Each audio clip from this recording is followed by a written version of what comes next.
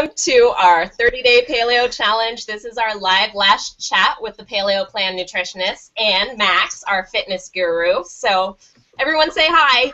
Hi. Hi. Hi. Hi. Thanks for joining us, you guys, and we're super excited to be with you for our last chat tonight. So before we get started, Sally's going to do our obligatory disclaimer. So Sally, would you?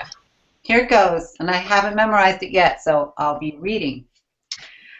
Kinsey, Aimee, Max, and I are health professionals, not physicians, and the scope of this discussion tonight is not intended as diagnosis or treatment of specific illness or conditions. If you have an ailment or illness that may require medical attention, then you are encouraged to consult with a licensed physician without delay. The sole purpose of tonight's discussion is to broaden your knowledge of paleo diet principles and motivate you to assume more personal responsibility for your health by adopting a healthy attitude, lifestyle, and diet. And I'm going to add to this, yeah, exactly. I agree. If anybody didn't catch that, Kinsey hit some crickets. It's sound effects night. Sound effects night. Last week I was talking about the macronutrient percentages of the meal plans, and I got it sort of right, sort of wrong. I want to clarify that for everybody because it's actually a very important thing. Our meal plans are always right around 20% carbohydrate, and I said last week that they were also 20% protein and then about 60% fat. That's not quite right. The meal plans are anywhere from 20 to 30% protein, averaging about 25%, and therefore anywhere from 50 to 60% fat, averaging about 55%. So we're very careful to keep it at 20% carbs. The protein goes between 20 and 30%, and the fat, therefore, between 50 and 60%. So wanted you all to know that. And now we can move on. Yeah. Yay! Thanks, Sally. Okay, well tonight we're going to try to move things along because there's a lot of us here and we have a lot to share with you being the last night. So tonight we are going to focus on how to take your paleo diet to the next level, and there's a lot of different components to that. We are going to chat about how to stick to paleo for the long haul and how to safely reintroduce foods back into your diet if you choose to do so after the challenge is over. Also wanted to remind you guys, if you have any questions, we're going to be answering them at the end and probably throughout as this goes. So type them into the chat bar. I think that's located probably on the right side of your screen somewhere. And Chuck will let us know what those are so that we can answer your questions. Yeah, the chat bar is on the blog. So if you go to the blog, if you're watching from our website, and you click blog, it's the first post that's there. That's where you can watch the video live, and below that is the chat box. Thanks, Chuck. All right. First off, we wanted to say congratulations to you guys because you have kicked so much butt in this challenge. It's been so inspiring to watch everybody, to watch you work together and support one another and just do such a great job. And we couldn't be prouder. And we wanted to share a couple quotes that you all shared with us, because they are really inspiring to us, and we hope that they inspire you guys out there too. So I'll start it off with Lynn's quote, and Lynn said, "All I can say is that the longer I do paleo, the more I believe in it. When there's a challenge going on, I'm super motivated to try new recipes and learn more because of the support offered here." So awesome, Lynn. Thank you. And that feels so good to know that the group that we're doing is having a good effect and a positive thing. So thank you for sharing, Lynn. Aimee, did you want to share Nancy's quote? Yep, absolutely. Nancy said, "I enjoy all the encouragement. It's really hard to accomplish any task on your own. This has made my life so much easier with the menu plan. Before, I had to search all the time for recipes and put meals together just by guessing. The menu plan and the recipes are delicious. Doing very well on the plan. Awesome to hear." Yay. And I will read Denise's quote. "I feel so," with many O's, "much better. My inflammation is down and I don't feel like a slug. Love it." Well, we love it too. Good job, Denise. And Jessica said, "I love this group. It keeps me motivated and there's always good recipes and ideas." So yay! We try really hard to write great recipes for you guys and to share bits of wisdom, so thank you for saying that. And Sharon said, I love this challenge, and I feel it is more of a lifestyle, and I have so much energy and feel great. And finally, Diane says, I too feel so much better. Living the paleo lifestyle is becoming more natural. I have to think less. Oh, that's good. At first, I thought I can do anything for 30 days. After about 2 weeks, I quit calling it a challenge and started calling it a lifestyle. Right on. That's actually the perfect quote to end on, because tonight is all about how paleo becomes a lifestyle. And it really is. And when we talk about taking paleo to the next level, it really extends to more than just diet. We're talking about things like exercise and sleep and stress moderation, and all sorts of other topics that we're going to touch on tonight. So to start off all of this, we wanted to talk about the importance of regular exercise on a paleo diet, because, you know, I love the Mark Sisson quote that says, you can't, is it Mark Sisson who said you can't exercise away a bad diet? If it wasn't him, it's someone like him, yeah. It's been out there. Equally brilliant. But Yes. I think the opposite is also true, that exercise is absolutely a critical part of a healthy paleo diet, and you really do optimize your diet by including that exercise component. So Max, would you mind telling us a little bit about what Paleo Fit is? And Paleo Fit's like the fitness component of Paleo Plan. Sure, I'm more than happy to do that. You guys have probably noticed that there's a little tab on the website that says Paleo Fit. We do what I've been doing for the past 3.5 years is program workouts that you can do at home, because a lot of the people that do paleo may not have immediate access to a gym. So we make those workouts very minimal. You might need a jump rope, you might need something to maybe jump on or that sort of thing, an area to run out of the house on or something. But we try to have very, very minimal equipment, but still ways to get you sweaty. Because nutrition, of course, is the base of your fitness, and it should be, and paleo is an excellent approach to start with that. But the very next thing should be movement, and you need to get your heart rate up. There's a whole litany of things that fitness and exercise can do for you. Not necessarily weight loss, although, that's one of the offshoots, one of the wonderful things about it. But there's a whole slew of other things as far as blood pressure and how your body processes food and how well you can process sugar and all the kind of cool stuff that started to happen with nutrition. You can kind of amp that up if you're working out. So we do workouts, and we post them every Friday, I think, for the next week. There's 3 main workouts each week, and then 1 little mini workout. We're assuming that you're going to work out some kind of like Monday, Wednesday, Friday, and then maybe have a chance on the weekend to do a short little mini workout of about 5 minutes. So we found most people can hang with that schedule pretty well. Is that enough? I think that's enough. Yes? Yeah, that's really helpful. Thank you, Max. No problem. I know you covered some of that last time too, but I just think that's really good information for people to hear. Okay, so exercise. Hey, Sally or Amy, do either of you have anything to add on to why you think exercise is such a critical component of paleo? I know you guys are different. Like, Sally loves to CrossFit. I know, Amy, you're really into yoga. I love doing Pilates. So we've all kind of got a different take on it, but we all include that in our regular routines. Yeah, it's essential to a healthy lifestyle. We're not meant to sit all day. And it's critical that you find, I said this in one of the posts recently, what's the best exercise? The best exercise is the one you can do consistently. It's the one that you love. It's the one you don't dread doing. So that's what you have to find. And it can take a while to find it. So just try new things and find something you can do, 3, 4, 5 days a week to relieve stress, get your blood moving, get your lymph system going, at the whole thing. Yeah, that's a good. Oh, go ahead, I was Amy. going to say, I really noticed that my digestion and really everything else got better when I started being consistent with yoga. So that's why it's been really good for me. I'm still not flexible, but you don't have to be flexible to be able to do yoga. So I think, yeah, like Sally said, if you're consistent with something, it doesn't matter what it is. It just matters that you stick with it and that you enjoy it. Absolutely.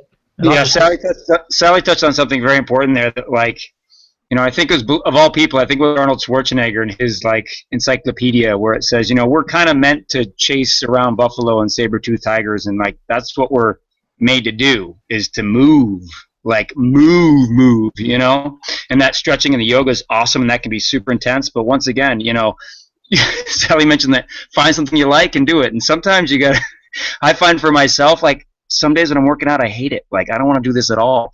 But always, without a doubt, when I'm finished, I'm so glad I'm done. So some of it is like find something you enjoy, and some of it is like take your medicine and go work out. You know, it's kind of a combination there. So, and I'll just throw it in there. I'm not really into the gym. I did a lot of working out as far as gym goes when I was in college, but now I just play volleyball as much as I can, and that's my workout. That's great. I didn't know that. Oh yeah. He's got an incredible vertical. He's just like he slams that thing. I really can. Wow. Awesome. Although I'm a setter mostly, so. Oh, okay. Cool. Nobody would ever guess that looking at me.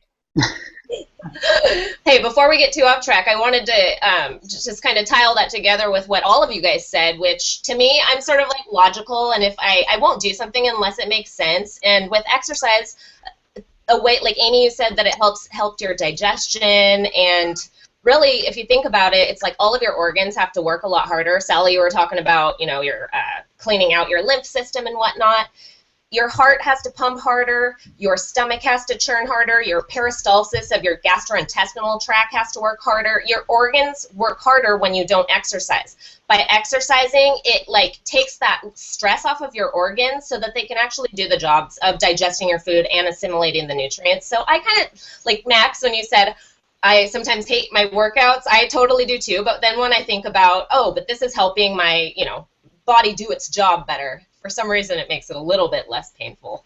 But I've tried some of your Paleo Fit workouts, and those are awesome, and I love the variety that you have going on. So thank you. Keep up the great work. And you know what else I love is that you have this awesome 3-part blog series about intermittent fasting, which is the next thing we wanted to talk about with you guys tonight. Is maybe you've heard about intermittent fasting before, but it's basically the concept of avoiding eating for a period of time, so having a condensed eating window. And Max has written a 3-part blog series on Paleo Plan blog about it, and he was just going to share a couple words of wisdom about what intermittent fasting, or IF, is and who might benefit from that. Sure, awesome. So there's a couple different ways to look at it. Some people call it intermittent fasting. Other people kind of call it timed eating. So you're kind of timing your workouts. But where the basis of this, I'll try to keep it short, but what they found is, you know, the kind of conventional fitness wisdom is you should be eating every 2 hours and that sort of thing. You have to keep your metabolism kind of constantly going. And what they found, if you match it calorie for calorie and macro for macro, there's actually no difference in weight loss between someone who eats like 6 meals a day and someone who eats 2. If it's matched for everything. So the idea with intermittent fasting is a couple things. Number one, we're eating a lot more than we realize. And what I mean by more is sometimes you don't realize, but you wake up in the morning, you have breakfast, and you kind of eat all day, then the last thing you do before you go to bed is you eat. You know what I mean? So you're eating for 16 hours or so and only not eating when you're literally, you know, horizontal and resting. And the idea is to, just like you're talking about with your organs a second ago, to give your organs and your digestion a little bit of a break so they can do what they're meant to do. Now, from a paleo perspective, you can totally see how this would work in that, like, you probably wouldn't wake up in the morning with something right in front of you. Like, you'd have to go gather something, or you'd have to go hunt something down, or, you know, that sort of thing. Where we want to be a little bit aware and cautious is that it can be very, very different from person to person and very different from men to women. Women tend to do a little bit better with like a slightly shorter fasting window, like maybe 12 hours or 14 hours, and then eating for, you know, do the math out, 8, 10 maybe, something like that, 10 or a little bit longer, where guys can kind of push that a little bit more. I myself do pretty much 16-8 every day. I don't eat till noon every day. And what I like about that is I can eat bigger meals, so I feel fuller. But yeah, the general idea behind it is something very sound. And a lot of people, especially some of my ladies, find that if you don't wake up hungry, you don't need to stress about eating. And they're like, oh, I don't? I have breakfast. I'm like, well, yeah, it's an important meal, but it's also an important meal to skip. Like, if you're not hungry, don't eat. It's okay. It's okay. We're actually built to be a little bit hungry, and that's okay. And especially if we're trying to get super fit, there's some really cool hormone. I won't get into it now because we're trying to keep it short, but there's some really cool hormonal things that happen when you're not eating, and you're in a healthy way not eating, that you can really capitalize on as far as your fitness and your goals. I think, is that short enough? Is that, oh God. No, we don't want to cut you off. This is good stuff. But yeah, I think like some people, I've heard, that when they're having issues with weight loss, it's like intermittent fasting is their magical sort of thing that helps them to get past that hump of weight loss. Yeah, I've had a couple people just push breakfast out, like not do anything else, but just push breakfast instead of when they get up. I'm like, just eat breakfast at work at like 10 o'clock, and they'll drop 10, 15 pounds in the next couple months. Just doing that, you know what I mean? Not changing anything else. And especially the people who wake up not hungry. Our metabolisms are different and people are built differently, but especially I ask someone, are you hungry when you wake up? Like, no, I make myself eat breakfast. I'm like, well, stop. And sure enough, that's the person who's going to lose 10 pounds, with just making that change alone. I'm not, saying it's going to magically do it for you, but for a lot of people, that's been my experience. Yeah, and I know a lot of people have a really hard time disintegrating but breakfast is the most important meal of the day. And that may be true for some people, but I do what you do. I eat at my first meal at noon or 1 and have that consolidated eating window. And if you just look at it from like the physiology of the gastrointestinal tract, like a large percent of calories from our food actually go towards digesting food. Yes. So by not putting food through your system for that many hours in a row, it liberates all that energy, like you were saying, Max, to heal your body, your cells, cancerous cells, and to actually heal, your cells that need to be healed. But if you're constantly eating and there's constantly food in your digestive tract, not as much of that energy liberated to go do work elsewhere. Yeah, I'm going to probably say it wrong because I only ever read it, but it's autophagy or I think that's the right way to say it. But that's kind of, and of course our bodies aren't just black and white and it's not like a switch, but your body is kind of either digesting or it's kind of healing and recovering. Like it's kind of usually doing one or the other. So when you're not eating, especially for an extended period of time, then you're causing more of that healing and autophagy, which is essentially what you said, cleaning out of the cells and taking care of business that way. You're giving your body more opportunity to do that. Now, there's a couple ways to do it. You can do a 16-8. You can also pick a 24-hour period and just not eat for that. Still eating every day. Like you can say, I'm going to eat dinner tonight at 6 o'clock and I won't eat tomorrow until 6 o'clock. And that's like a 24-hour window. And I get to more of that in the blog, and I think Chuck's going to post a link for you, so we don't want to bog too much of this down. We have a lot to talk about. But there's different ways to kind of to skin that cat, to skin the paleo cat, to skin the saber-toothed tiger. What's the best way to Is that good? I got a question for you. Yes. So you had mentioned that somebody suggested that they don't eat, or if they're not hungry, maybe their first meal's at 10. If their first meal's at 10, do they then go and eat a lunch as well?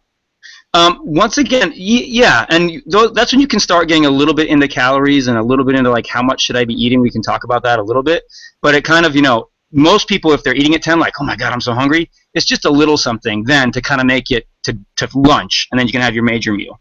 I'm a little bit different in that, like, I push it to noon every day, and I usually work out in the morning.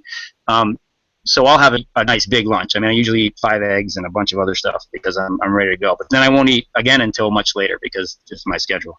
So it kind of depends on the person where they're at. And if that breakfast meal, that 10 o'clock meal needs to be bigger so they can make it a little further on the day, that's fine. It becomes individual pretty quickly with intermittent fasting.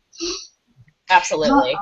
I'll just chime in real quickly that just because it's the opposite, and it'll be real quick, before I knew what intermittent fasting was, before IF was a term that I had ever heard of, I was sort of stopping eating at about 4 or 6 p.m. and then going to the next morning. And that always worked for me, made me feel great at night. I slept better and kept my weight where I wanted it to be. So you got to pick your window where it works for you. You know what? Sorry, go ahead. Finish. No, that's it. It's just that I did it the opposite. I love breakfast, so not eating at night worked better for me. Yes, and you hear anecdotally that a lot of that exact same thing, like, oh my God, you lost so much weight, what happened? I just didn't eat after 6 o'clock. You know what I mean? They don't realize it, but they're doing the same thing. You know what I mean? You're not eating for 12 hours where you used to be eating for 16 hours, Even if you could just do that as a daily practice to be like, am I eating for about 12 and not eating for about 12? You're going to find you're going to see some health benefits, usually for people pretty immediately.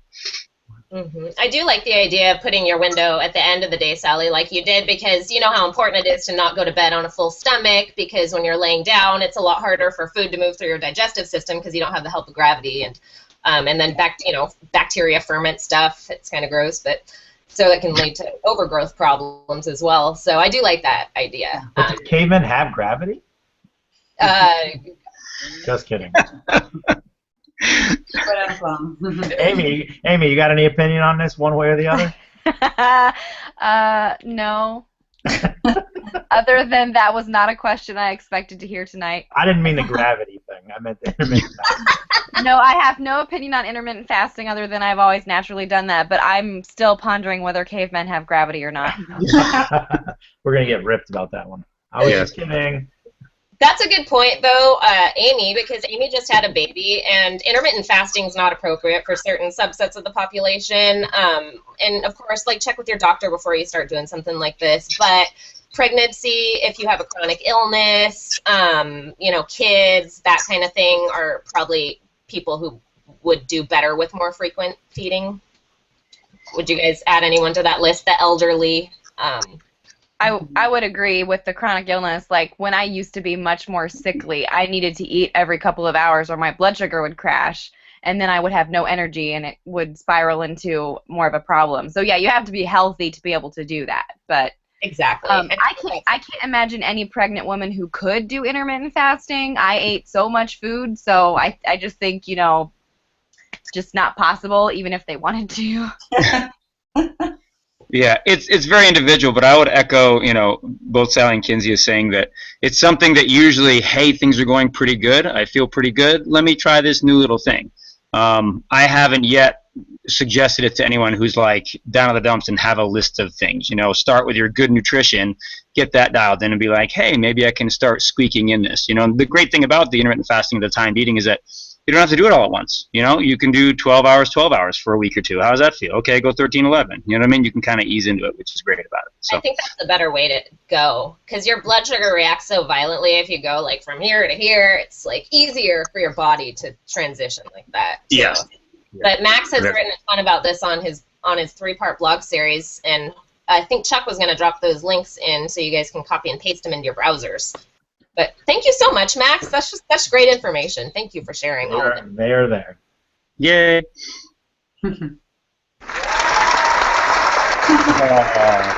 So nice. So nice. All right, moving right along, and again, we're talking about how to take paleo to the next level. So you guys have done 30 days of paleo. Hopefully you have that under your belt. But, you know, as it turns out, there's more to just eating involved in optimizing your health. So that's what we mean when we say taking paleo to the next level. Exercise, we just talked about. We talked about intermittent fasting. The next thing on the list is sleep. And I'm just going to mention this briefly, but it's really important to have consistent sleep. There are a number of hormonal processes and involved in keeping your inflammation at bay. And in fact, a lack of regular sleep is connected to chronic illness in and of itself and inflammation. So truly a lack of sleep can negate the best of diets. And it's really great timing because the Paleo mom, if you guys know Sarah, I'm going to slaughter her last name, Ballantyne? That's it. Is it? Okay, she's the Paleo mom. She's super awesome. She's written about autoimmune issues, and she's actually launching a Go to Sleep program starting in a couple days on February 1st, and it's a 14-day sleep rehab program, and I'm definitely going to hop on board. Aimee, you should consider hopping on board too, because I know you're sleep deprived. Yeah. Having a baby, I can only imagine. And I don't know if you'll be able to hop on board for this time, but it sounds like she's going to be doing this monthly. But the first one is February 1st, and we're really excited about it. She's put together a bunch of scientific information about why it is so important to try to get 8 hours of sleep a night, and consistent hours is part of that big key. I like to go to bed around 9 or 10 and get up at 5 or 6, ideally. But of course, things come up in life, and that you get totally thrown off. And I know my hormones are affected as a result. What do you guys do as far as sleeping patterns? Do you have any? No, I'm not even going to ask you, Aimee, because I know you have no regularity to your sleep right now. Yeah, I really work hard to get 7 solid hours, but it's hard. It's very, very difficult. And I darkened my room. I taped up all the little, the light on the smoke detector. I put tape over it, and I have darkening curtains. But it is hard to sleep solidly for that long. That's a good point. A lot of people are really sensitive to even the little bit of light that comes from a clock or from your computer screen or the outside, and blackout shades can be so helpful for that.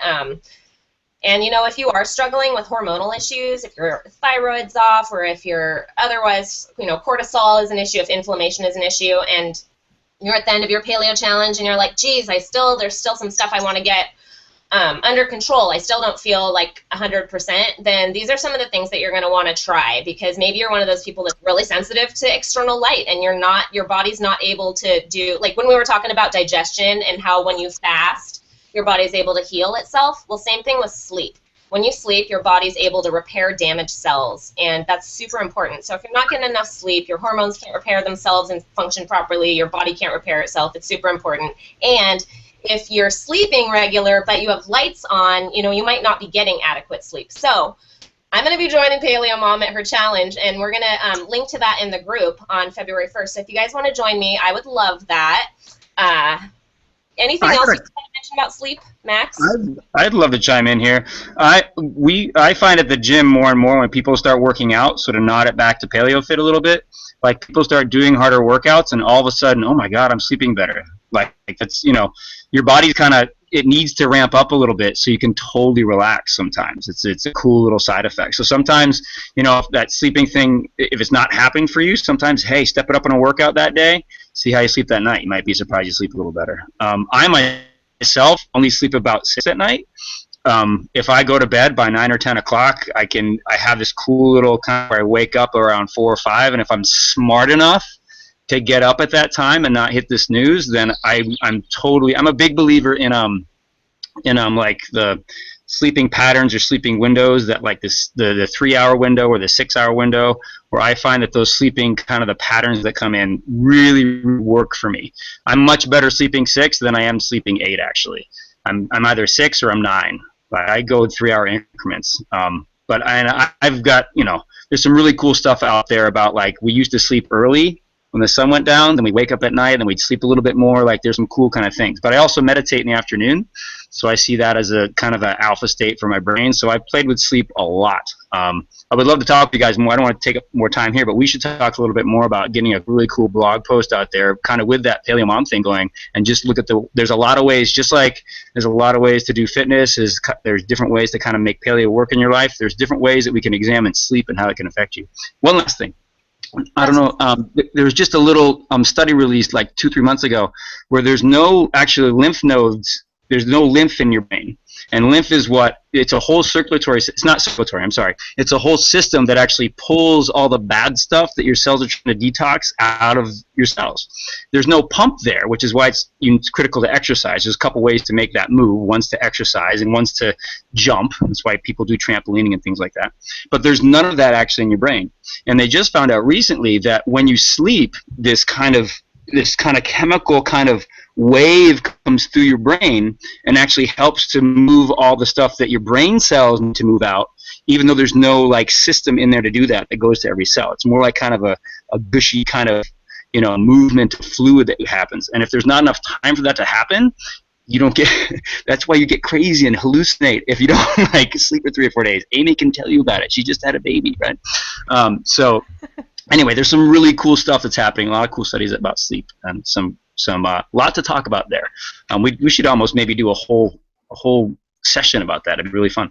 I think you just gave yourself a project, Max. Time to write another blog post. And I'm going to throw in there that my sleep pattern has been so off lately because I'm binge watching a show on Netflix right now. And it's really, really good. And it's just like, I'm like, one more episode, and I'm like, you know, nodding off. And it's just like, oh, Netflix is killing me. Yeah. You should tell us what show that is, Chuck. I'm embarrassed that I haven't watched it so far. Like, I'm just now watching it. It's Breaking Bad. Oh, dude. That's an awesome and brutal show. Like, I couldn't watch that because, like, I had so much tension after each episode that, like, I couldn't let it go. Like, I was like, oh, my God. Like, great show. But they're really good with, like, the cliffhangers on it because it's like, oh my God. Like one episode, and it's like, oh, man, I'm just going to watch this last one, and then something happens. I'm like, I got to see what happened. Yes. But enough about that. Oh, my God. You guys are pretty funny. Yeah. Chuck, I think we need to put the parental controls on your Netflix account. Don't give my wife any ideas. Right, Mary? Although she probably likes it when I'm out there watching TV because then she can actually sleep and she doesn't hear the snoring. It's a good point. Good point. We've got a baby as well. She just turned 1 a couple of days ago, so Mary's finally starting to get a little more sleep, but still a little bit sleep deprived. Aw, happy birthday, Allie. Well, moving along, so we're still talking about taking paleo to the next level. And Max, thanks so much for sharing that information about sleep. You're a well of wisdom about sleep. I'm kind of geeked out on it. So, like I said, we'd love to have more conversations about that. Yeah. Well, we have 3 kids.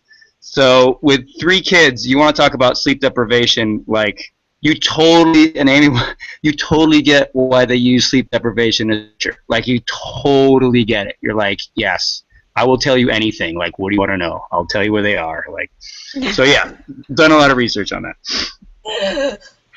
Oh, that's very cool. Okay, so, and again, I'll share that link with the Paleo Mom Reset program because it sounds like maybe a couple of our team, our Paleo Clan team members could probably benefit from having a sleep reset too. But in addition to the exercise, the intermittent fasting, and the sleep, we wanted to talk, make note briefly of hydration and supplementation. And Aimee, did you have anything you wanted to say about that?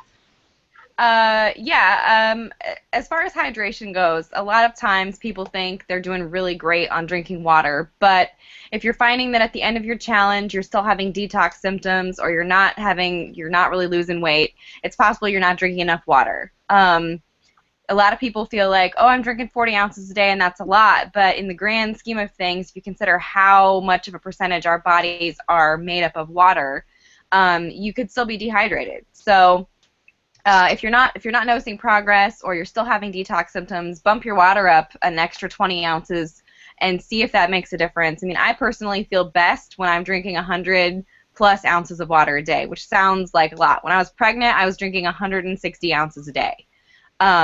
So your needs change depending on your seasons of life. But that's something to consider, and it's applicable to almost everyone, especially if you are doing harder workouts. You may need more water than someone who is just doing lighter workouts or not exercising every day. As far as supplements go, that's a big debate in the paleo community. I think there are definitely categories of people who can benefit from supplementation. People with chronic illnesses often need extra nutrients. Probiotics are good for a lot of people to take because most of us are not eating enough fermented foods in our diet, whether through taste preferences or just lack of access. So it's really important to consider the quality of supplements. And we have a product recommendation page that we nutritionists just put together, and we all listed some of our favorite supplement brands on there, so you can kind of check that out if you're interested in knowing what brands we like and what we take. Unfortunately, a lot of supplement companies can look really great, but you look at the list of fillers that are put in their supplements, and there's corn and wheat and a lot of non-paleo items in supplements, so you really need to read the fine print. As to what supplements you need, that's going to really depend on your specific diet. If you are the kind of paleo person who's rocking 10 cups of vegetables a day and you're eating a lot of good quality fat, you may not need any kind of supplement at all.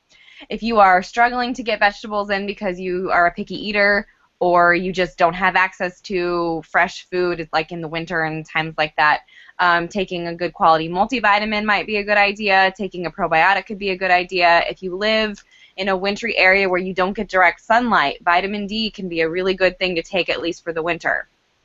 So there's just a lot of different options, but you need to remember that your body responds best to nutrients when they come from food. So don't look at supplements as a way to pretty much just eat junk food, even paleo junk food, because you need to get your vegetables and your fruits. You need to use those for your nutrients, and then they are called supplements for a reason. So supplement your diet, but a lot of people can fall into the trap of, getting several supplements and thinking, okay, I'm meeting all my needs there, so any food I eat is extra, when it should actually be reversed.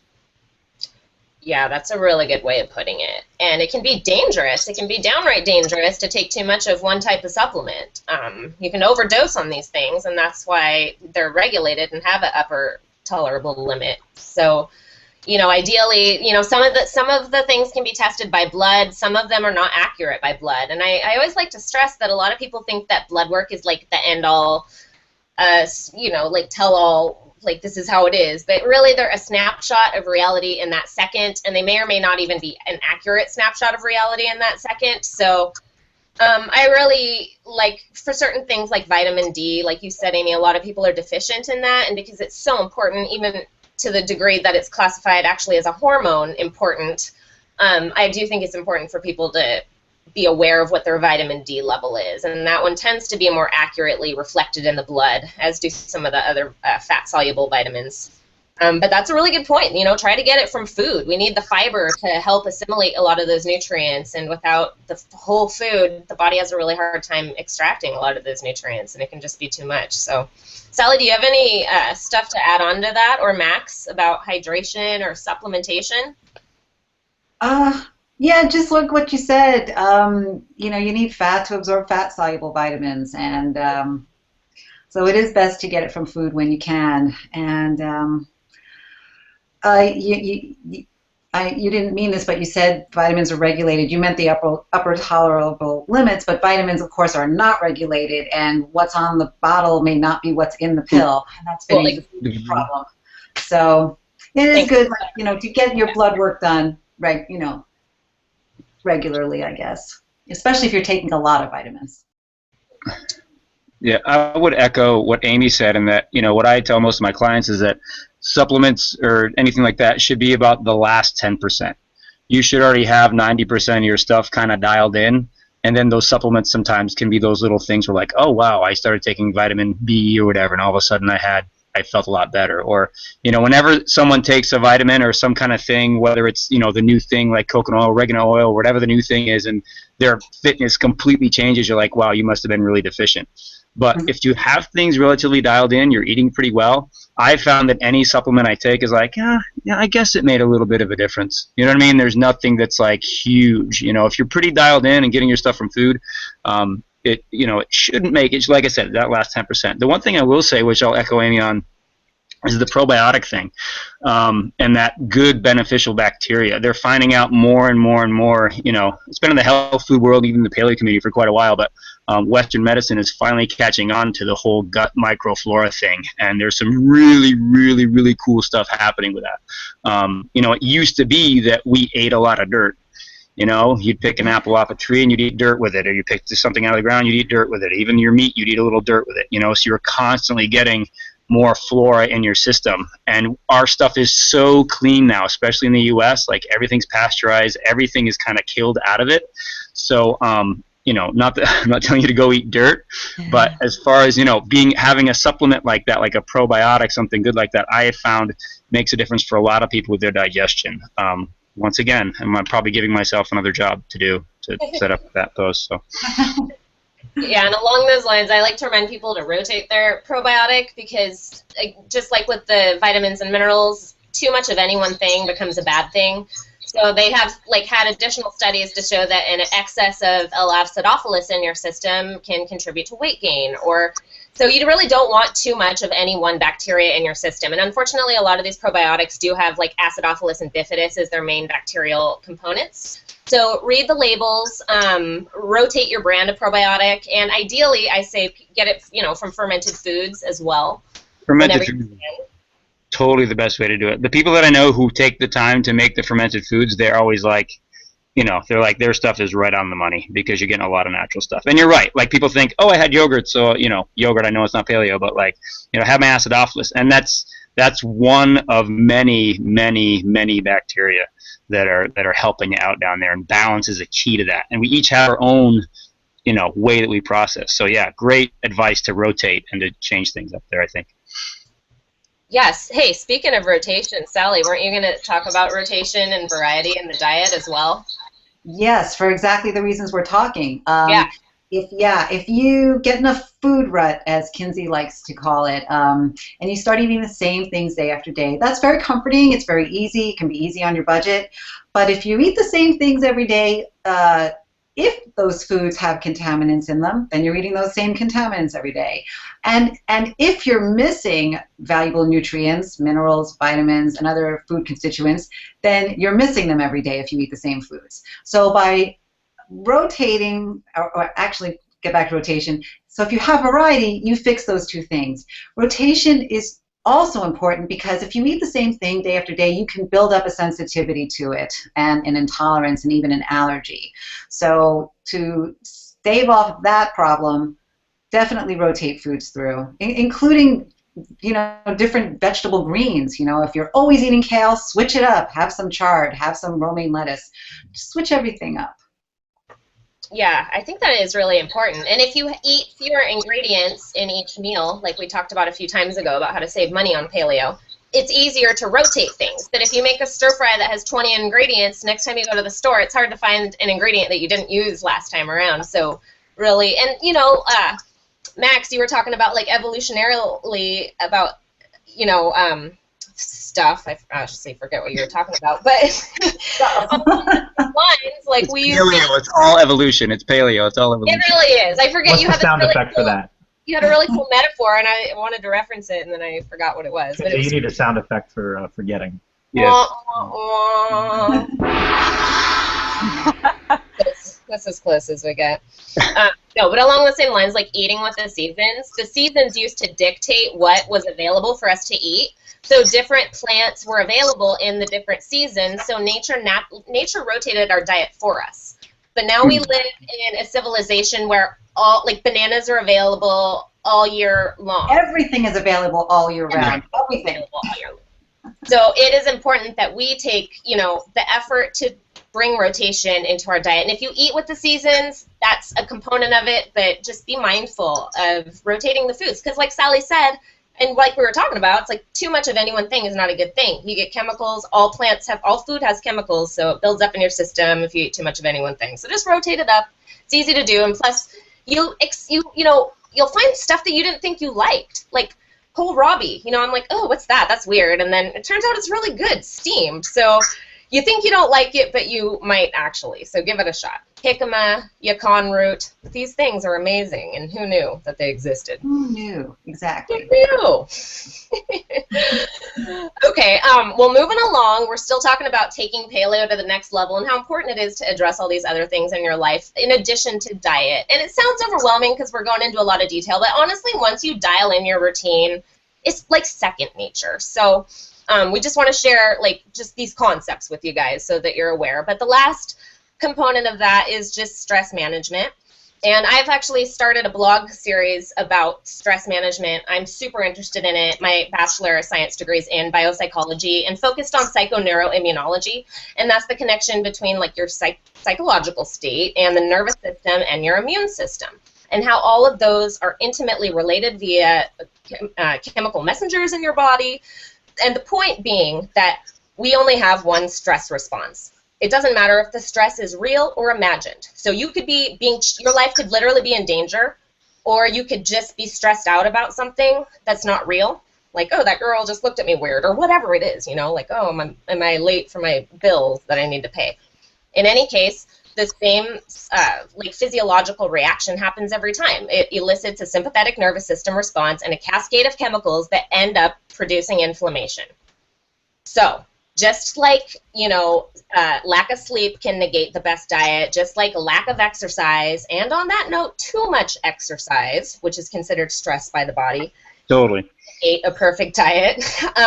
Stress and perceiving things as stressful, and this hits close to my heart because I've kind of always been a perfectionist and always a type A personality, always got straight A's in school and whatnot, and I was proud of that, but it actually took a huge toll on my body, and I ended up developing autoimmune disease at a really early age in life, and part of that was related to my hyperactive stress response. And so a big part of my paleo journey has become focused on how do I control my stress response? How do I moderate my stress response? Because you certainly can't control the stress in the world around you, but you can control how you respond to it. And the way I think about it is, unless my life is like physically in danger right this second, is it worth my cortisol? And cortisol, or is like worth my epinephrine? And is it worth having inflammation for, basically? So that's, if you want more information about that, definitely check out the blog. I'm going to publish a third blog on the topic soon, so keep posted. But there's 2 of them up there about stress. And do you guys have anything to add on to stress, the topic of stress and stress management? I'll come in there. Yeah, Max. I'm going to go back to that meditation that I talked about that I do every afternoon. Kinsey, we're getting some feedback. Sorry. Chuck's on, Chuck's off, Chuck's on, Chuck's off. No, I found that having that meditation and that time to kind of let everything settle, and people can think like weird things about meditation, that like it's a groovy thing, but there's some really cool stuff, like there's some really cool science that now proves as far as like relaxing your brain and that sort of thing. Taking, the joke in the meditation community. Max, hold on for 1 second. Kinsey, can you mute? Because you're causing feedback, I think. Who's feedbacking? I'm sorry. It's Kinsey. There you go. Oh. You're good, Max. Sweet. You find that if you don't have 5 minutes to meditate, you probably need 5 hours to meditate. It's that sort of thing where you need to take that time every day to just settle down. Because just like you're saying, Sally, that it's so much of it is perception. Whether there's a tiger in that bush or not, if I think there's one there, then it sets off everything. And most of our stuff these days, there's no tiger. There's no tiger at all. So it's very much about what you think about the situation. And having that time to settle your brain and kind of think about things can really, really, really help. Am I just setting myself up for like the next 12 blog posts between sleep and stress and meditation? Absolutely. My thought is, instead of a blog post, we just need to do a couple full-length video chats about it. We could do that. We could totally do that. Those are really awesome points. Thank you for sharing.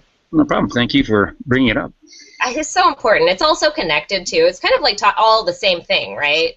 Like diet, a bad diet is stress. A lack of sleep is stress. It kind of all boils down to stress and the fact that our body only has one stress response. It's sympathetic, a sympathetic stress response, which is simply, the same stress response that we had when we were cavemen when we were being chased by the saber-toothed tiger.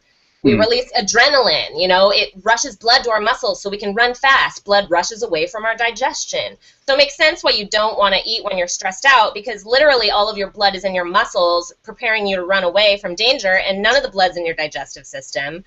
And so it makes sense why a lot of people have, digestive issues. And actually there's a separate post that I wrote on our blog. I wrote it around Thanksgiving, so I titled it, what is the title of it?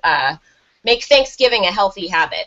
But in that, I talk about one of the best ways to improve digestion is to shift on your parasympathetic nervous system when you're eating. And it simply involves, like you're talking about, Max, like that mindfulness meditation, taking some deep mindful breaths before you start eating and after you start eating, and in particular waiting 5 minutes before you hop up from your chair after a meal is over, because that's really important for a number of reasons, to allow yourself to continue being in that rest and digest parasympathetic state where your body's producing stomach acid so it can properly break down all your proteins and release those nutrients that are bound in those proteins. You can't get to any of those nutrients that are locked in those proteins if your stomach acid doesn't have time to work on those proteins, because proteins are like a big ball, and stomach acid breaks that ball into a single thread and then into single amino acids, which your small intestine then takes up into your bloodstream. So if you don't allow adequate time for your stomach acid to mix with your food, when you stand up really quickly after a meal, your pyloric sphincter that holds all the food in your stomach pops open. That food rushes into the small intestine, half digested, and you don't get the nutrients literally from the food. So it's just so important to develop, like what you're doing, Max, that mindfulness meditative practice, and especially around meal times, for the purpose of nutrition and getting your body the nutrition from the food you're actually eating. See, I'm gonna pull this back a little bit I'm gonna tie this stress thing back into this thing for just a second, and that a lot of times when we talk about your body having a stress response and adrenaline, We Max, think I don't mean to that cut you off again, but Kinsey, mute. Kinsey, mute because you're causing. Oh, Kinsey, it's all her. A lot of people think when you say adrenaline and a cortisol response that feels like something that's really kind of amped you up, and oftentimes it's not. And the example I give to people is when you stay up too late and you suddenly get a second wind and you feel okay again, that's actually adrenaline. That's the stress response. So it doesn't, you just want to make sure that people realize that it's not always like, oh my God, like this kind of a stress thing. Sometimes it's just like, oh, I'm feeling down, I'm like, oh, okay, I feel kind of good again. Like, well, actually that's stress because your body's been up for so long that it thinks like there must be some kind of danger, so I'm just going to kind of up things up a little bit. So, don't think that stress on your body is always this huge thing. That little bit of chronic stress is actually the thing that a lot of us are battling in our day-to-day lives. Yeah, and then, unnecessary sources of stress, like when people overly react emotionally to things. And I know a lot of people that do that, and I used to be like that.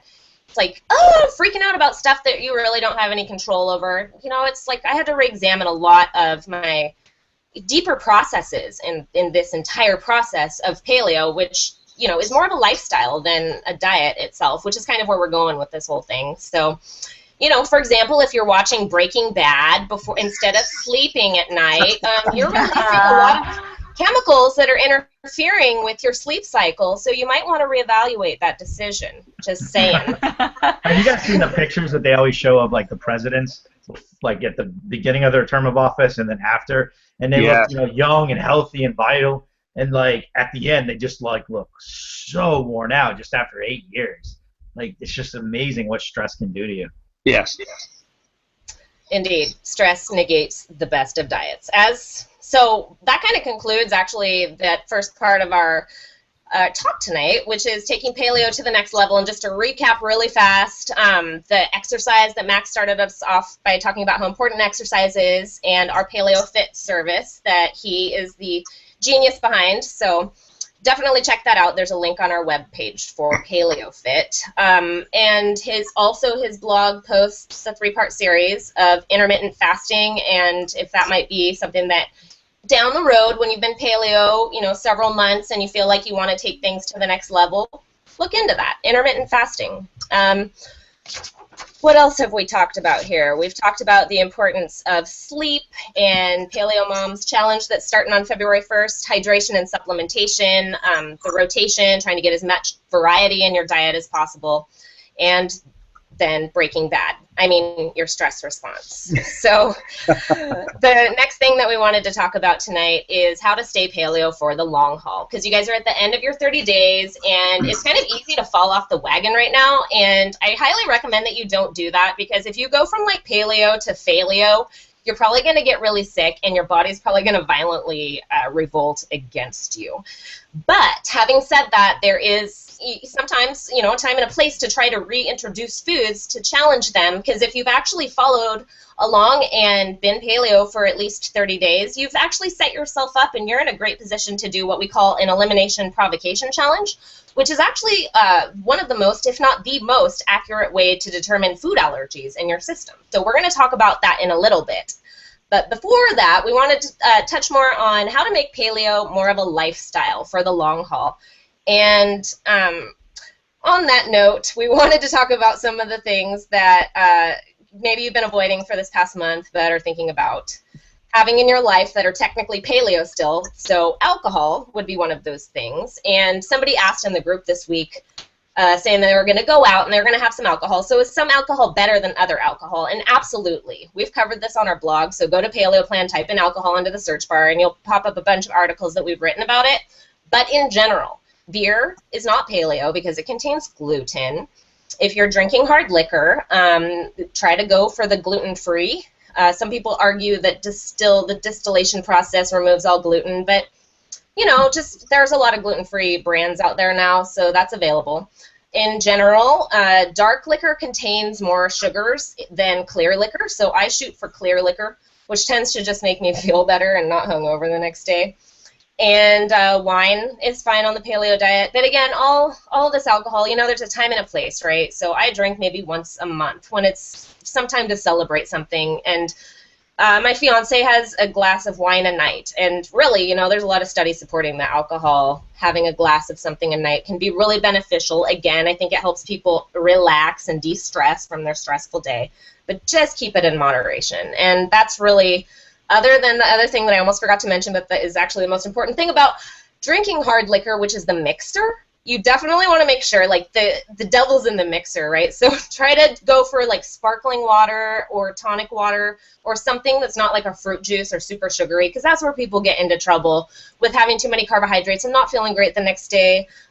So we actually have a great recipe for a paleo margarita on our website, which is super delicious. But one of my favorite things to do at home is I get some potato vodka. So, again, they have alcohol distilled from different sources, but I have some potato vodka and I have some grape vodka, and it's plain, and then I put a couple of vanilla beans in there and let them sit for a couple days so it naturally infuses it with vanilla. So now I have vanilla vodka, and then I mix that with sparkling water and then like just a twist of orange, and it tastes just like a creamsicle, and it's so good, and it barely has any sugar in it just from the alcohol. So that's my take on alcohol. Do you guys have anything to add to that? Clearly, I've thought about this a lot. What do you guys think about booze and paleo? I think, Kinsey, you could make me one of those drinks. Right? They're so good. Now, when you're breastfeeding and you're supposed to drink while you're breastfeeding, is that what they say? Because it doesn't have time to get to the baby. So Guinness is actually supposed to be very good for your breast milk. I don't know, I just heard that. I'm not saying it's true. I'm just saying I've heard. That's why they say that brewer's yeast is good for breast milk supply. Ah, okay. Gotcha.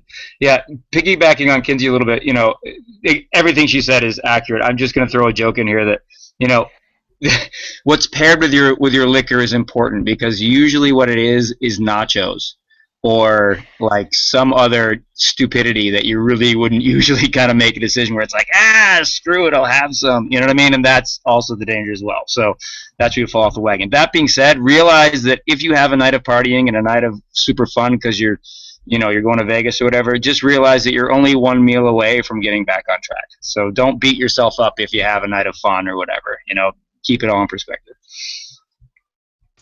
I would seriously like to add to what Kinsey said.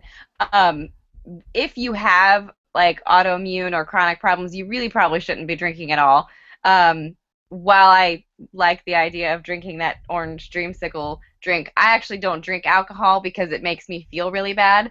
And I think that's because of my multiple chronic health conditions. So I think it's just smart to pay attention to the different conditions that you have, and if it affects you poorly, don't force yourself to drink it. There are plenty of other things that you can eat or drink to reward yourself. Make paleo desserts. You can drink coffee. I mean, there's a lot of different things that you can do. So that's just something to keep in mind. You may like your wine or whatever your alcoholic drinks are, but if they make you feel bad, especially now that you've maybe not had any alcohol during this challenge, if you reintroduce it and you feel like death, that's your body's way of saying it's not good for you. So you need to listen to your body, really, with alcohol or any other foods that you reintroduce. I find when I reintroduce it, I feel like unstoppable. So I have the opposite effect. That if I don't do any alcohol for a month and then I do some, I just like everyone's going to dance with me whether they want to or not. So there can be that effect as well. I think it's called liquid courage. Yes. That's hysterical. I'm a dancer. That's what I do. Hey, Aimee, we were also chatting earlier about gateway foods, and alcohol is kind of one of those gateway foods, like Max said. Everybody's going to be dancing with him after he falls off the wagon. So you wrote a really awesome blog recently about sugar and why everybody should stop eating sugar first. Is it 6 weeks? 30 days at least. 30 days. Yeah. Can you just talk about sugar a little bit and how, if people are going to use sugar on paleo or what sugar is cool to use? And Well, basically, the blog post covered why sugar is bad for you. I mean, everybody knows sugar is not good for you. Nobody dies of lack of sugar, and that's kind of what the blog post covers. But it's a gateway food along with other stimulants like alcohol, caffeine, because they can cause addictive patterns in your brain. So usually you don't eat something super delicious that's sugary and then think, man, I never want to eat that again. So it's really important to either take some time away from sugar or moderate it in your diet. And then obviously there's a lot of different forms of sugar, even that are allowable on the paleo diet, but you need to kind of pay attention to how much you're using and the kinds. Like, for example, I tend to make lots of muffins, paleo muffins, and I use raw honey in those. And when you break down the amount of sugar in each muffin, it doesn't really amount to much. So a lot of people will say, well, if I'm not eating sugar, can I still bake with sugar? And I tend to say yes for those things. Like, a lot of the muffins on our website are not super high in sugar. But you really kind of have to watch if you're sensitive to it, especially, and honestly most people are. If they take a long enough break from it and then reintroduce it, you will eat. You can even get buzzed from the little bit of sugar that could be in a muffin. So I would say, if say you're finishing up this challenge, you don't want to do the sleep challenge, or you can't because you have an 8-week-old who's not going to let you, consider going the next 30 days without having any form of sugar. That's something that I'm personally doing right now, trying not to have any form of sugar except for a little bit of honey and muffins. It's really good for a number of things. And, I mean, if you're doing the sleep challenge, why not give up sugar too? Because sugar is a stimulant and can mess up your sleep anyway. Awesome. Those are all such great points. Thank you. And okay, so right now we're talking about foods that are like gateway foods. You know, they're allowed technically on paleo, but they're really easy to overdo. And so the third major component of that, I think you guys like alcohol, sugar, and then caffeine and coffee. Sally, do you have anything to? Yeah, 30 seconds to say it's exactly the same. You've spent 30 days, or almost 30 days on this challenge now, paying attention to how you feel and dialing down some of these gateway foods. It's been the same with caffeine. So yeah, when the challenge is over, if you dial down the caffeine and you feel good, keep it going. Don't jump back into it. Caffeine can be good for you, can be bad for you. Coffee can be good for you, can be bad for you. It depends on you and your physiology and your lifestyle. Just keep paying attention to all that. Exactly. And just try not to go from 0 to everything, because usually, I mean, that's just really, really hard on the body. So if you have been avoiding sugar for 30 days or you've been avoiding caffeine, start slow. Just start slow. And if your body doesn't feel that great, take note of that, because that's a sign from your body saying, hey, maybe I do better without caffeine. Even though I've drank coffee my whole life. My dad actually, at age 70, turned to my mom one day and said, I don't like coffee.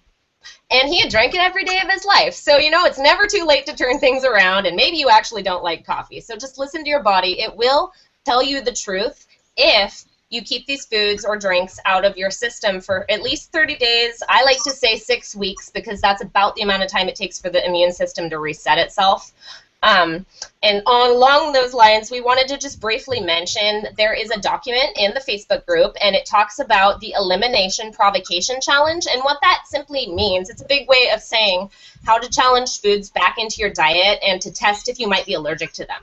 And that's basically all there is to it. You remove the food for 30 days at least, ideally 6 weeks, right? As long as you want to go, really. And then you reintroduce that food. And once your body's had a chance to reset itself, without going into the science, once your body's had a chance to reset itself, you become aware when you reintroduce that food, whether or not you actually tolerate it. But you could have, like my dad, gone along your whole life and, been doing something every day, and until you remove it, you actually don't know how much of a crutch that thing is or how, negative impact it's having. So by doing this 30-day challenge, you guys, you're in a really opportune position to test some of these foods. And we just want to say, we don't recommend that anybody really test gluten back in. I don't see that truly any of the grains or any of the processed foods or crap foods in general are going to make your life any better. But, to each his own. But there are a couple foods that are primal. They're considered primal, like butter and ghee You know, they're not technically dairy. I mean, they're not technically paleo because they're dairy, but they're whole foods that a lot of people do really well with.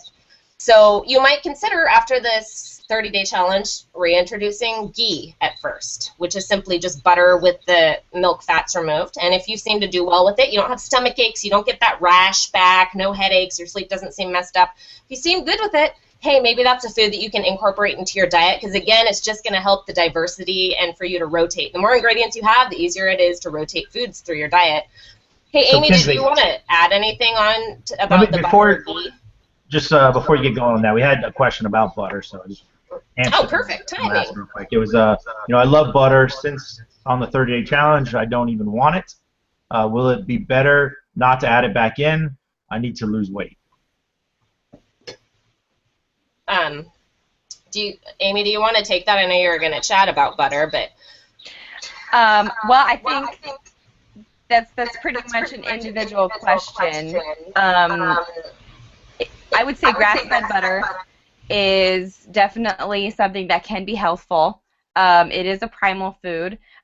You are not going to want to eat non-organic, non-grass-fed butter, especially not margarine. Those have no health benefits to them. But I would also say you've given it up for the challenge. If you're doing fine without it right now and you have weight to lose, there are plenty of other healthful fats that you can use. So I wouldn't say that you have to add it back. If you feel like you're dying without your butter, which I can understand because I personally love grass-fed butter, I would say try it and see how you feel. Use a small amount, and depending on how that goes, then evaluate whether you continue eating butter or whether you just stick with coconut oil or try ghee or just some of the other fats that are available. awesome. Sorry, I'm trying to like multitask here. That's really good info. And you also just wrote a blog about grass-fed butter on Paleo Plan. So you guys can, again, go to our homepage, type in grass-fed butter and another one about ghee, and there's a lot of great information. But I think they're both great food sources, and if people tolerate them, again, people tend to tolerate ghee more than butter because those milk solids that people tend to react to are removed from ghee. But those are some things that you might want to challenge back in. I don't know. What do you think about that, Sally? And ghee is spelled G-H-E-E. just for those people that might not know. Yeah, I agree with everything said. Right on. So there, if you guys have like Googled around or been reading on the internet, there's something called 80-20 or 70-30, and it's basically, if you've heard of like the 80-20 approach to paleo, that basically means you're eating paleo 80% of the time and not eating paleo 20% of the time. And a lot of people follow that format. Have you ever tried that, Sally? Well, yes, of course. Sometimes I still fall into it a bit. And there's gray area foods that some people will consider not paleo, where other people will consider them part of their strict paleo. Foods like dark chocolate or wine or ghee or butter. So the whole 80-20 thing, it's what you consider to be 80% paleo. And what you want to do, again, back to consistency. Maybe you're only going to be 70% paleo if that's what you can do to be consistent. Instead of being upset with yourself for failing or going off paleo if you're trying to be 100% and you just can't quite do that for one reason or another. So just find a percentage that works for you and stick with it, even if it's 50% paleo, just better than nothing. And as you get better with the system, with the paleo diet and lifestyle, it will get easier and your percentage is going to naturally creep up because you're going to feel better and better and better as you do it. So yeah, just find the percentage that works for you. I hear that from so many people, like, oh, I started off, doing it 50% of the time, and then I just felt so much better being paleo that I ended up naturally gravitating towards eating paleo all the time. And, like, I have autoimmune diseases, so I have to eat paleo almost 100% of the time. If I cheat, I know I cheated, so to me it's worth eating and being strict. But it's not, even, like, in my mind, it's not being strict anymore. It's just, this is what I do to feel great. And so that... it's just a shift that happened. But I remember the first couple of years, it was really hard. Like, I kind of felt bad for myself that I couldn't eat these foods. And then I think, like, year 2 or 3, I'm like, what? I don't know. It just changed. The whole mentality changed, and it wasn't, like, hard. It wasn't challenging to be strict anymore, and it wasn't even that. It was just, like, this is my life. This is how I feel great, and why would I live any other way, you know? Right. This is the best life. You've come to that conclusion. Yeah. Max, do you have any thoughts on that?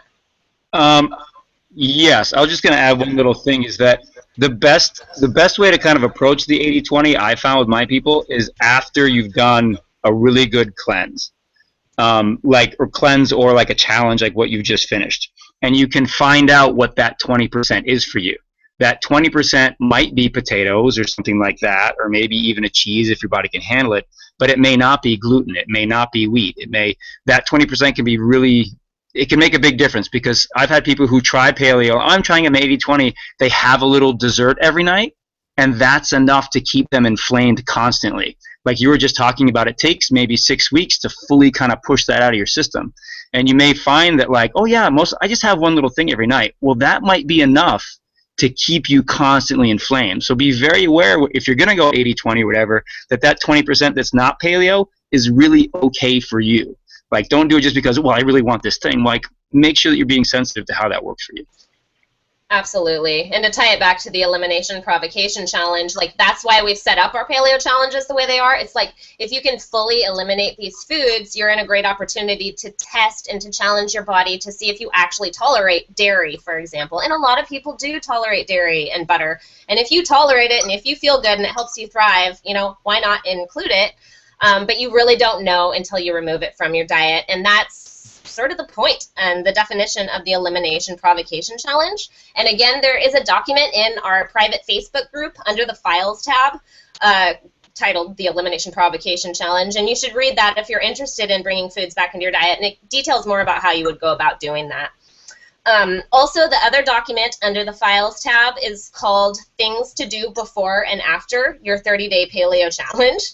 And we just wanted to briefly mention, if you guys took any measurements at the start of the challenge, it's pretty rewarding to take the measurements at the end of the challenge because you can see how much progress you've made, and it's super cool to see change, because sometimes you don't feel as it's going along, but when you compare it start with end, it's like, oh my gosh. So just briefly, because the document covers it also, we're not going to go into detail, but it includes like taking your photos again and doing the body measurements, taking your blood pressure. You might want to get blood work again, and for me that was the most telling sign of anything, because my blood markers of autoimmunity like were really elevated and then suddenly barely elevated, and so it was like, oh okay, this is what I'm supposed to be doing.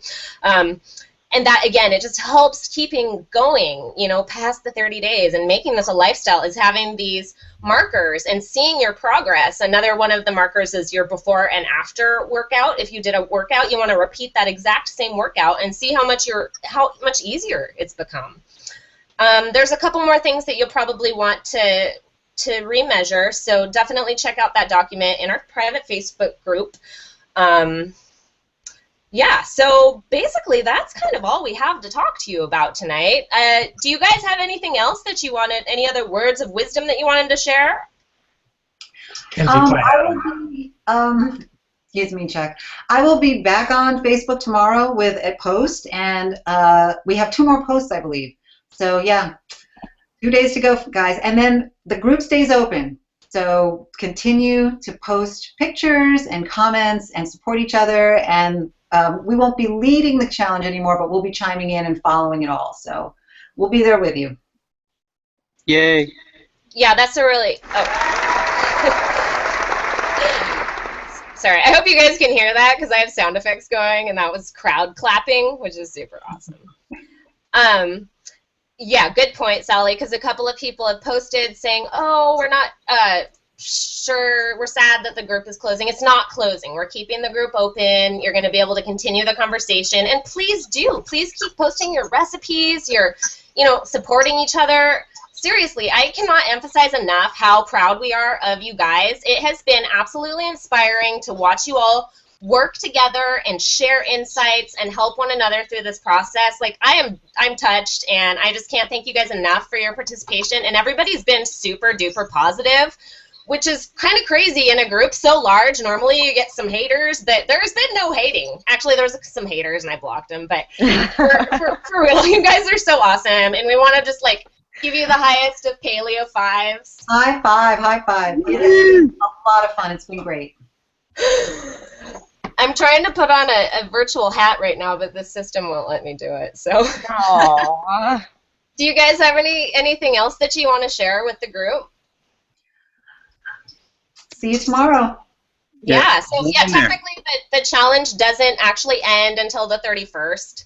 But really it's like a soft end because we're just going to keep the conversations rolling. So don't cry, you guys. We're going to keep it paleo. But if you do have any questions, post them there. Our next official challenge will be this spring, so definitely stay tuned in the group because we'll be telling you when that's going to be, and we're really excited about it already. Don't forget, we're doing the Paleo Mom Sleep Challenge. It's starting February 1st, so I'll be posting about that in the group as well. And you guys are the best. Keep up the awesome work and join the revolution. Resolution.